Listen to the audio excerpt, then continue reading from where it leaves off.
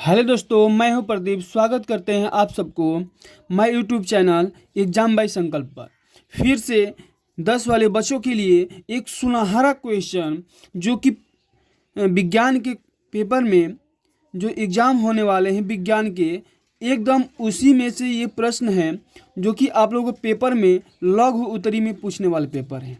ठीक है ना। तो लघु उत्तरी में कौन सा क्वेश्चन कैसे पूछेगा, किस तरह से पूछेगा, और ये हमारा जो भी क्वेश्चन इसमें बता रहा हूँ बाबू, एकदम लॉलीपॉप क्वेश्चन है जो कि आप लोगों को must very very important question है, यानी वेरी वेरी इंपॉर्टेंट क्वेश्चन है जो कि आप लोगों को पेपर में पूछेगा ही तो पूछेगा। अगर नहीं पूछेगा तो फिर उसी दिन कमेंट में हमको बताना। एकदम मतलब कि 20 क्वेश्चन है, 10 क्वेश्चन जो कि आप लोगों को ये रसायन विज्ञान से क्या है, विज्ञान के जो रासायनिक विज्ञान से आता है उसका क्वेश्चन केवल है। 10 क्वेश्चन ही है, इसी 10 क्वेश्चन से आपको प्रश्न बनेंगे। बिल्कुल देखो कैसे पूरे किताब का महत्वपूर्ण प्रश्न है, यानी जो पेपर में आप लोगों के क्वेश्चन बार बार रिपीट हुए हैं उसी क्वेश्चन को मैं यहाँ पर दोहराया हूँ। ठीक है ना। इससे बाहर कुछ भी नहीं आएगा, ये 100% का मैं लिखित दे रहा हूँ। ठीक है ना। देखो प्रश्न संख्या पहला क्या है, ऊष्माक्षेपी एवं ऊष्माशोषी अभिक्रिया से आप क्या समझते हैं। एकदम उत्तर सहित मैं दिया हूँ, उत्तर के साथ ऊष्माक्षेपी सुंदर सा हेडिंग डालेंगे हम। आप लोग एकदम ब्लैक और ब्लू का भी यूज करेंगे, कलर का यूज नहीं करेंगे। मैं कलर का यूज किया हूँ आप लोगों को दिखाने के लिए। ठीक है ना। जिन रासायनिक अभिक्रियाओं में उत्पाद के निर्माण के साथ साथ ऊष्मा भी उत्पन्न होती है, उसमें हम ऊष्माक्षेपी कहते हैं। क्या कहते हैं, ऊष्माक्षेपी अभिक्रिया कहते हैं। तो ये आप लोगों को डिफिनीशन समझ में आया होगा, परिभाषा। अब इसमें एग्जाम्पल हम कैसे लिखेंगे, तो CH4G कोष्टक में +2 CO2 दैट्स इम्प्लाइड, यानी तीर का एरो देंगे निशान, CO2 + 2 H2O। ठीक है ना। इसके साथ हम क्या करेंगे, अपना जो भी है क्या चीज़, यानी आपका एग्जाम्पल ऐसे देंगे। अगला हेडिंग इसी में हम देंगे ऊष्माशोषी अभिक्रिया। क्या देंगे, ऊष्माशोषी अभिक्रिया देंगे। जिन रासायनिक अभिक्रियाओं में ऊर्जा अवशोषित होती है, क्या होती है, अवशोषित होती है, उन्हें हम ऊष्माशोषी अभिक्रिया कहते हैं। तो आपको समझ में आया होगा ये भी प्रश्न आपको।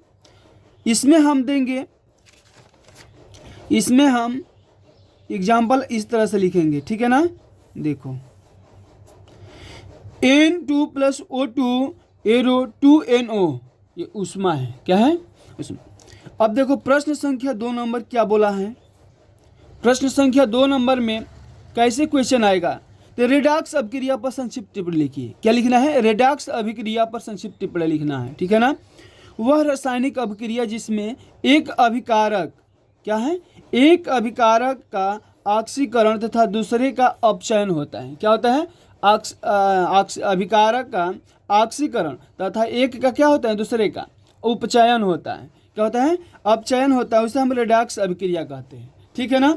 इसका देखो एग्जाम्पल हम कैसे देंगे, तो CuO + H2, यहाँ पर अपचयन हो रहा है CU के साथ।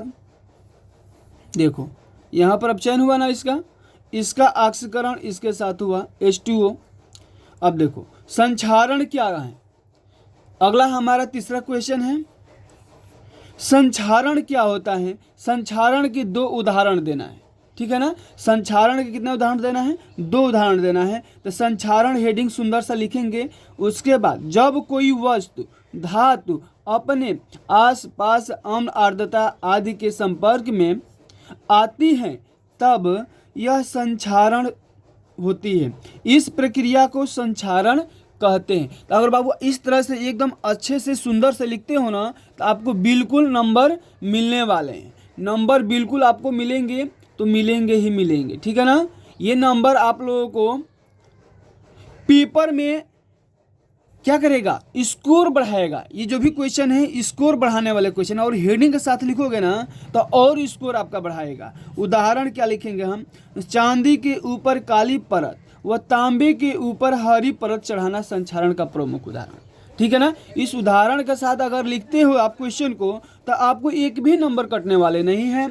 अब इसी के साथ और लाजवाब प्रश्न हम लेकर आ रहे हैं 4 नंबर। कौन सा है 4 नंबर, देखोगे तो आप लोगों को तो मुस्कुराहट तो अंदर आ ही रही होगी।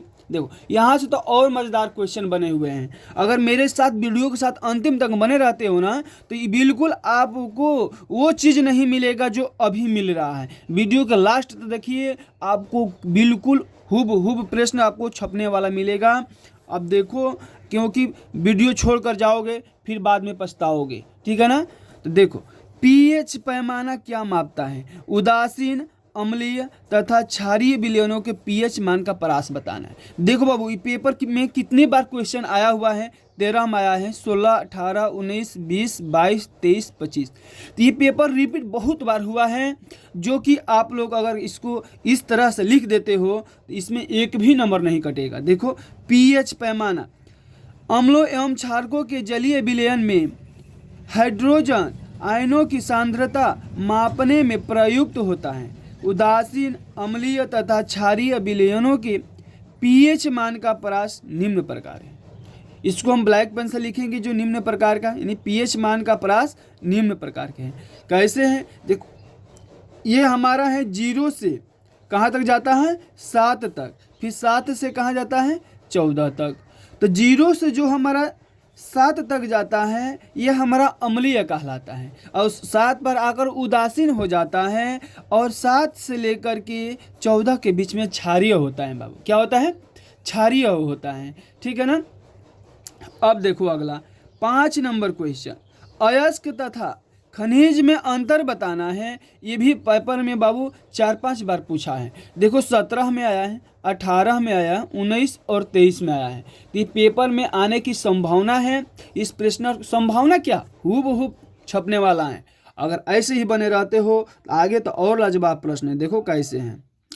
अयस्क का हम कैसे लिखेंगे? जिन खनिज से किसी धातु को प्रचुर मात्रा कम व्यय पर आसानी से प्राप्त किए जा सकते हैं, उस खनिज को हम विशिष्ट धातु का अयस्क कहते हैं। तो पहले तो हेडिंग डालेंगे अयस्क का सुंदर सा, उसके बाद उसमें ये चीज़ लिख देंगे, और इसका सुंदर सा हम एक लिखेंगे एग्जाम्पल, एल्युमिनियम और बॉक्साइट, ठीक है ना। अब इसी में हम अगला हेडिंग डालेंगे खनिज, क्योंकि खनिज और अयस्क के बारे में पूछा था। तो प्रकृति में पृथ्वी के अंदर धातु तथा उनकी यौगिक जिस रूप में पाए जाते हैं उन्हें हम क्या कहते हैं? खनिज कहते हैं। अब देखो, एकदम परिभाषा तो आप लोग दिमाग में बैठा ही देंगे, हम कभी जिंदगी में कभी भूलोगे ही नहीं, ठीक है ना। देखो, इसका एग्जाम्पल देंगे लोहा, कोयला। क्या देंगे? लोहा और कोयला देंगे। प्रश्न संख्या 6 क्या है? समजातीय श्रेणी क्या है? उदाहरण देकर समझाना है। देखो, अब ये भी 13 में आया है, 14, 16, 17, 19, 13, 23, 24। ये पेपर में बहुत बार प्रश्न पूछते जाते हैं, ठीक है ना। ये कोई दूसरा बिल्कुल कोई नहीं बताएगा। अगर ये मेरे वीडियो छोड़ करके कोई दूसरा बताते हैं तो आप कमेंट करिए। कार्बनिक यौगिकों का वह समूह जिनका क्रियात्मक व सामान्य सूत्र एक जैसे होते हैं। बिल्कुल बाबू, आप लोग वीडियो छोड़कर जाओगे तो बिल्कुल मैं कह रहा हूँ ना, पछताना पड़ेगा। एकदम लॉलीपॉप जैसे इसको क्या करोगे? याद कर जाओगे, तुमको दिमाग में बैठा देंगे हम। विश्वास करो, एक विश्वास के साथ कोई पढ़ाई की जाती है। Methanol CH3OH, ethanol CH2OH, propanol का होता है CH3CH2CHOH, ठीक है ना। तो ये आपका रहा समजातीय श्रेणी, ठीक है ना। अब हम आएंगे अगला क्वेश्चन, और भी ये मज़ेदार क्वेश्चन है, इससे तो मज़ेदार बहुत ही क्वेश्चन है, ठीक है ना, आगे आने वाले हैं। संतृप्त 7वां नंबर, संतृप्त तथा असंतृप्त कार्बनिक यौगिक पर टिप्पणी लिखना है। तो संतृप्त हाइड्रोकार्बन पहले हम देखो बाबू, 13, 15, 18, 22, 23, हाफ ईयरली में भी आया हुआ क्वेश्चन है, 24 में भी आया है, ठीक है ना।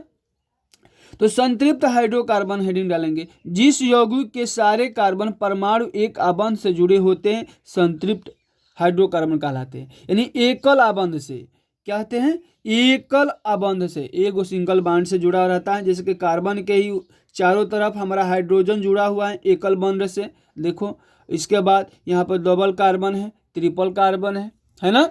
तो इसको मेथेन बोलते हैं, इसको एथेन बोलते हैं, इसको प्रोपेन, ठीक है ना। आगे हम आते हैं यहाँ पर, इसी का हमारा अगला हेडिंग है असंतृप्त हाइड्रोकार्बन। असंतृप्त हाइड्रोकार्बन का हेडिंग डालेंगे, उसको कैसे लिखें। जिस यौगिक के 2 कार्बन परमाणु एक द्वि या त्रि-आबंध में से जुड़े होते हैं उसे असंतृप्त हाइड्रोकार्बन कहते हैं। जैसे सिंगल कार्बन का डबल बॉन्ड और सिंगल बॉन्ड से हाइड्रोजन जुड़ा हुआ है, यहाँ कार्बन का ट्रिपल बॉन्ड से जुड़ा है ना। तो ऐसे करके अगर उदाहरण लिख देते हो तो आपको एक भी नंबर नहीं कटेगा। अगला देखो 8 नंबर क्वेश्चन क्या कह रहा है। 8 नंबर क्वेश्चन ये है, कार्बनिक यौगिकों में प्रतिस्थापन अभिक्रिया पर टिप्पणी लिखना है। तो प्रतिस्थापन अभिक्रिया हेडिंग डालना है सुंदर सा एकदम। वे अभिक्रियाएं जिनमें, देखो ये भी क्वेश्चन बहुत बार आया है ना, ये मैं फालतू का नहीं लिखा हूं, आप लोग जा करके देख सकते हो बुक में, किताब में, उसमें भी दिया रहता है। ये आपका 10 साल का मैं रिकॉर्ड दे रहा हूँ, 10 साल से ये प्रश्न पूछे जा रहे हैं। समझ लो कि इस क्वेश्चन को खोजते खोजते कितना टाइम लगता है। और आप लोग हो कि वीडियो पढ़ते नहीं हो, देखते नहीं हो, छोड़ के भाग जाते हो। कोई आप लोगों के लिए न मेहनत कर रहा है, आप लोगों का नंबर बढ़ाने के लिए। वे अभिक्रियाएं जिनमें कभी कार्बनिक अणु के किसी एक या एक से अधिक परमाणु या परमाणु समूह के द्वारा प्रतिस्थापन हो जाता है, प्रतिस्थापित अभिक्रिया कहलाती है। ठीक है ना। उदाहरण हम कैसे देंगे, CH4 + Cl2 ये मेथेन है, क्लोरीन है, धूप के साथ अभिक्रिया CH2 CH3 Cl ये हमारा क्लोरोमेथेन है, HCl हमारा हाइड्रोक्लोराइड हो गया। ऐसे अगर लिख देते हैं, देखो ये तो और मजेदार क्वेश्चन है। साबुनीकरण पर संक्षिप्त टिप्पणी लिखिए, ये तो अनेकों बार पेपर में पूछा है और इसको तो मैं 100% देता हूं कि आप लोगों को पेपर में आएगा। ठीक है ना। देखो उच्च अणुभार वाले मोनोकार्बोक्सिलिक अम्लों के सोडियम तथा पोटेशियम लवण साबुन कहलाता है। क्या कहलाता है? साबुन कहलाता है। तथा ये तेल और वसा के तौन NaOH KOH द्वारा जल अपघटन से प्राप्त किए जाते हैं। इस अभिक्रिया को हम क्या कहते हैं? साबुनीकरण कहते हैं। क्या कहते हैं? साबुनीकरण। अब देखो यहाँ पर इसका भी डायग्राम हम बनाए हुए हैं, एग्जाम्पल। बहुत अच्छा से स्क्रीनशॉट मार लो, आप बाद में इसको रफ पर लिख करके प्रैक्टिस कर लेना। ठीक है ना। और लास्टवा क्वेश्चन हमारा है जंदार और मस्त एस्टरीकरण पर संक्षिप्त टिप्पणी लिखिए। ये भी पेपर में कई बार पूछा हुआ है। जिस प्रकार अम्ल और क्षार की पारस्परिक अभिक्रिया से लवण तथा जल बनाते हैं, ठीक उसी प्रकार अम्ल तथा एल्कोहल अभिक्रिया से एस्टर तथा जल बनाता है। तो ये आपका ये क्या है? एग्जाम्पल है। आप एग्जाम्पल के साथ लिख सकते हैं अच्छा से। अगर आप लोग सुधारना चाहते हैं अपने पेपर में मेरिट लाने के लिए, तो मेरे साथ जुड़े रहिए। मेरे साथ जुड़े रहोगे तो आप लोग को बहुत लाभ मिलेगा। ठीक है ना। तो इसी के साथ मैं अपना वीडियो समाप्त करता हूँ। जय हिंद, जय भारत। ये केवल रसायन विज्ञान का था। किसका? रसायन विज्ञान। ठीक है ना। अब जो हमारा भौतिक विज्ञान आता है 10 का, तो उसका हम अगला वीडियो में हम लेकर आएंगे, और उसका बायो का जो आता है वो लेकर आएंगे। फिर हमारा अति लघु उत्तरी था, दीर्घ उत्तरी देंगे, बहुविकल्पीय देंगे, पेपर सेट देंगे। ठीक है ना। तो वीडियो को जल्द से जल्द सब्सक्राइब करो, शेयर करो, बेल आइकन दबाओ, लाइक करो।